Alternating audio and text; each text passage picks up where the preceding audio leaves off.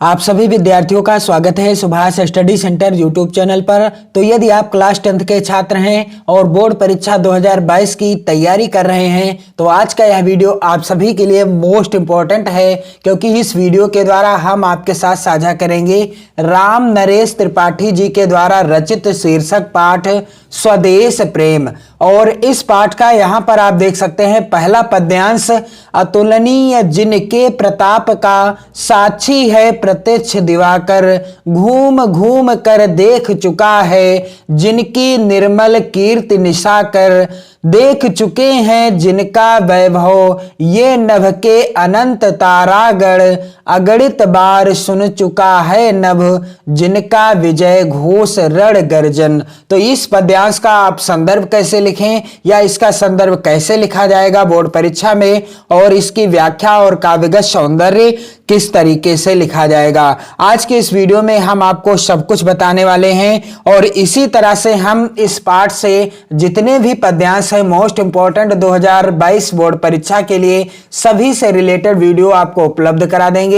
आप कमेंट जरूर कीजिएगा और आपको चैनल की प्लेलिस्ट में अन्य महत्वपूर्ण पाठों से रिलेटेड वीडियो देखने को मिल जाएंगे, आप उन्हें भी देख सकते हैं क्योंकि वो वीडियोज भी आपकी बोर्ड परीक्षा 2022 के लिए मोस्ट इंपॉर्टेंट हैं। तो क्या करना है आपको, सबसे पहले या किस तरीके से लिखा जाएगा संदर्भ इस पाठ के पहले पद्यांश का, तो सबसे पहले आपको पद्यांश के शुरुआती शब्दों को और अंतिम के शब्दों को इस तरीके से लिख लेना है, यहां पर आप देख सकते हैं। इसके बाद आपको हेडिंग डालनी है संदर्भ, और क्या हो जाएगा संदर्भ, प्रस्तुत पद्यांश हमारी पाठ्य पुस्तक हिंदी के काव्य खंड में संकलित स्वदेश प्रेम शीर्षक से उद्धृत है, जिसके रचयिता राम नरेश त्रिपाठी जी हैं। संदर्भ बिल्कुल सिंपल है और आप इस पाठ के जितने भी पद्यांश हैं, यानी कोई भी पद्यांश आपकी परीक्षा में इस पाठ से यदि पूछा जाता है तो आप संदर्भ सेम इसी तरीके से लिखिएगा।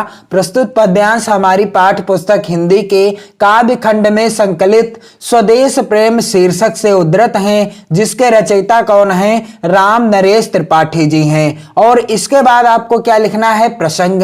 प्रसंग क्या हो जाएगा, प्रसंग में वही लिखा जाता है जो पद्यांश के अंतर्गत वर्णित हो, यानी जिसका वर्णन पद्यांश के अंतर्गत किया गया हो। तो इन पंक्तियों में कवि ने देश प्रेम की महत्ता बताई है। इन पंक्तियों में कवि ने क्या बताया है, यानी किसका वर्णन किया है, देश प्रेम की महत्ता का वर्णन किया है। और यह जो पद्यांश से रिलेटेड आपसे प्रश्न पूछा जाएगा बोर्ड परीक्षा में, तो यह होगा कुल 6 नंबर का। कितने नंबर का पूछा जाता है, 6 नंबर का पूछा जाता है, जिसमें आपको संदर्भ, प्रसंग, व्याख्या और काव्यगत सौंदर्य लिखना होता है। तो किस तरीके से लिखेंगे आप इस पद्यांश की व्याख्या, या क्या हो जाएगी इस पद्यांश की व्याख्या, अतुलनीय जिनके प्रताप का साक्षी है प्रत्यक्ष दिवाकर।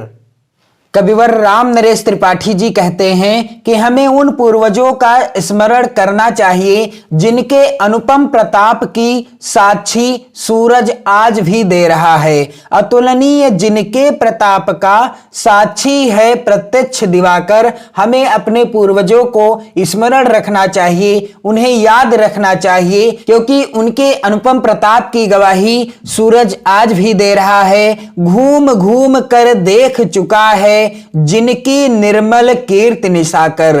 कविवर राम नरेश त्रिपाठी जी कहते हैं कि ये वही पूर्वज थे जिनकी धवल और निर्मल कीर्ति को सर्वत्र घूम घूम कर चंद्रमा भी देख चुका है। घूम घूम कर देख चुका है जिनकी निर्मल कीर्ति निशाकर, और देख चुके हैं जिनका वैभव ये नभ के अनंत तारागण। देख चुके हैं जिनका वैभव ये नभ के अनंत तारागण। क्या कहते हैं कविवर राम नरेश त्रिपाठी जी कि हमारे पूर्वज ऐसे थे, कैसे थे, जिनके ऐश्वर्य को तारों का अनंत समूह बहुत पहले देख चुका था। देख चुके हैं जिनका वैभव ये नभ के अनंत तारागण, यानी हमारे पूर्वज ऐसे थे जिनका जो है वैभव तारागण यानी तारों का समूह बहुत पहले ही देख चुका था। अगणित बार सुन चुका है नभ, जिनका विजय घोष रण गर्जन। अगणित बार सुन चुका है नभ, जिनका विजय घोष रण गर्जन। कविवर राम नरेश त्रिपाठी जी कहते हैं कि हमारे पूर्वज इतने महान थे कि उनकी विजय घोषों और युद्ध की गर्जनाओं को आकाश अनगिनत बार सुन चुका है। अगणित बार सुन चुका है नभ, जिनका विजय घोष रण गर्जन। और इसकी व्याख्या आप किस तरीके से लिखेंगे? इस तरीके से आप हेडिंग डालेंगे ये व्याख्या, और क्या हो जाएगी व्याख्या? अतुलनीय जिनके प्रताप का साक्षी है प्रत्यक्ष दिवाकर। कविवर राम नरेश त्रिपाठी जी कहते हैं कि हमें उन पूर्वजों का स्मरण करना चाहिए, हमें उन पूर्वजों का, अपने पूर्वजों का स्मरण करना चाहिए जिनके अनुपम प्रताप की साक्षी सूरज आज भी दे रहा है। जिनके अनुपम प्रताप की साक्षी यानी कि गवाही सूरज आज भी दे रहा है। और ये वही पूर्वज थे, कौन?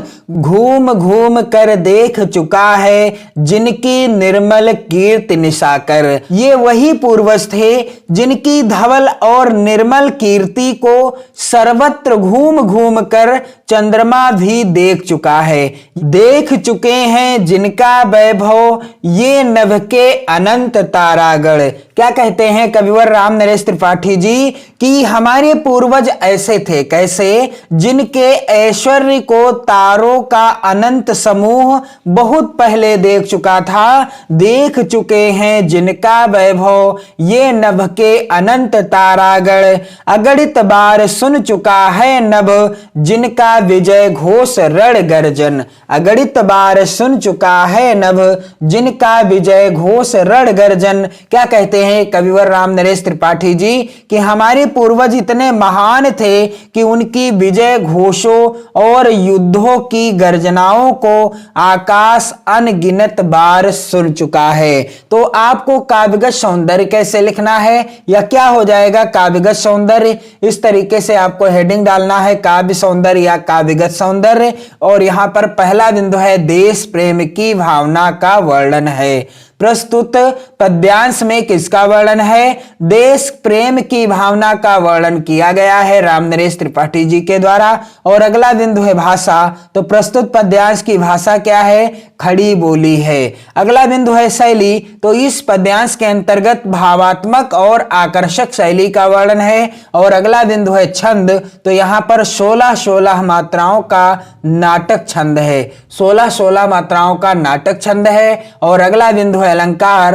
तो यहां पर कौन सा अलंकार है इस पद्यांश में? अनुप्रास अलंकार है। तो कुछ इस तरीके से आप इस पाठ का जो पहला पद्यांश है इस पद्यांश का संदर्भ लिखेंगे, प्रसंग व्याख्या एवं काव्यगत सौंदर्य लिखेंगे।